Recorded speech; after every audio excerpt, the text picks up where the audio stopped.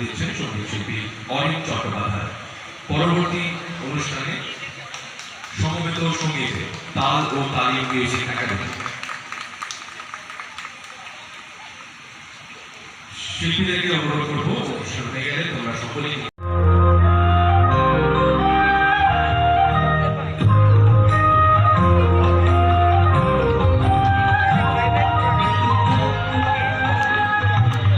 রবীন্দ্র স্মৃতি বিজড়িত ঐতিহ্যবাহী পেনেটির বাগানবাড়িতে কবি প্রণাম। বিশ্বকবি রবীন্দ্রনাথ ঠাকুরের ১৬৫তম জন্মজয়ন্তী ও কবি প্রণাম পালিত হল রবীন্দ্র স্মৃতি বিজড়িত পানিহাটির ঐতিহ্যবাহী পেনেটির বাগানবাড়িতে, যা গোবিন্দ কুমার হোম নামে পরিচিত। অনুষ্ঠানের আয়োজন করে পানিহাটি পুরসভা। বহু বিশিষ্ট ব্যক্তি এই অনুষ্ঠানে উপস্থিত ছিলেন।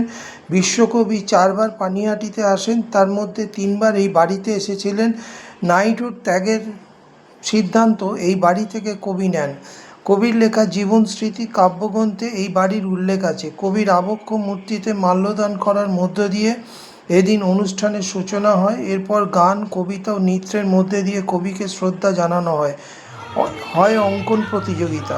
গোবিন্দ কুমার হোমের অধ্যক্ষা কৃষ্ণা বিশ্বাস বলেন, এই বাড়ি রবীন্দ্র চর্চার একটি গুরুত্বপূর্ণ জায়গা। রবীন্দ্রনাথ ছাড়াও বহু মনীষীদের পদধূলিতে এই বাড়ি ধন্য হয়েছে। প্রতিবেদন অরিন্দম ভট্টাচার্য, সংবাদসোচ্চার.com।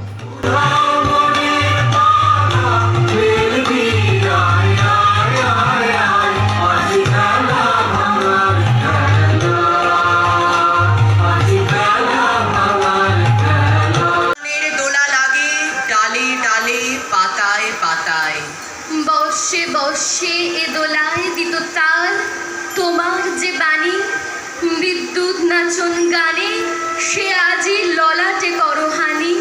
বিধবার বেশে কেন নিঃশব্দে লুটায় ধরে পড়ে, আশ্বিনে উৎসব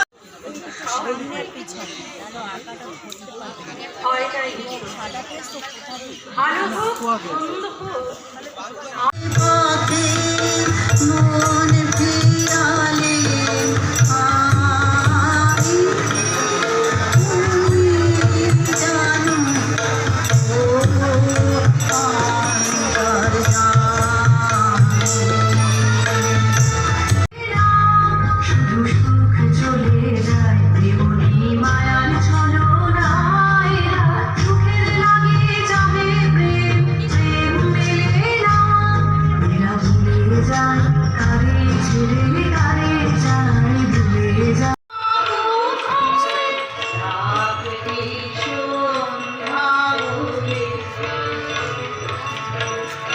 কবিগুরু রবীন্দ্রনাথের ১৬৫তম জন্মজয়ন্তী, তো এই উপলক্ষে পেনিটির বাগানবাড়ি, যেটা গোবিন্দ কুমার হোম নামে পরিচিত, সেখানে কি অনুষ্ঠান আজকে হচ্ছে?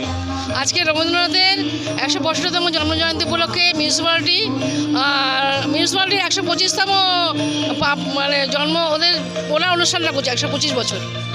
এখানে কি কি অনুষ্ঠান হবে আজকে? এখানে রবীন্দ্রনাথের উপরে আবৃত্তি, নৃত্য, সঙ্গীত, হ্যাঁ, এই সবাই পরিবেশন। সময়ের মেয়েরা, আমার আশ্রমের মেয়েরা প্রথমে করেছে অনুষ্ঠান, নাচ গান করেছে, এখন একের পর এক করছে সমস্ত অনুষ্ঠান। বিভিন্ন জায়গা থেকে সব এসছে, বিভিন্ন সংস্থা থেকে এসে। এই বাড়িটা হচ্ছে রবীন্দ্র স্মৃতি বিজড়িত জায়গা। এখন বর্তমানে একটা হেরিটেজ ডিক্লেয়ার হয়ে গেছে। রবীন্দ্রনাথ যেহেতু ৪বার এখানে এসেছিলেন, সেই জন্য এর গুরুত্ব অনেকখানি। শুধু রবীন্দ্রনাথ ঠাকুর এসেছেন তা নয়, গান্ধীজি এসেছিলেন এখানে, বেলুর করার আগে বিবেকানন্দ এসেছিলেন এখানে গোবিন্দমে। হ্যাঁ, কিন্তু রবীন্দ্রনাথের গুরুত্বখানি অনেকখানি এখানে। রবীন্দ্রনাথ ঠাকুর যখন ছোটো ছিলেন, ১০ বছর বয়স, তখন উনি ডেঙ্গু জ্বর হয় কলকাতায়।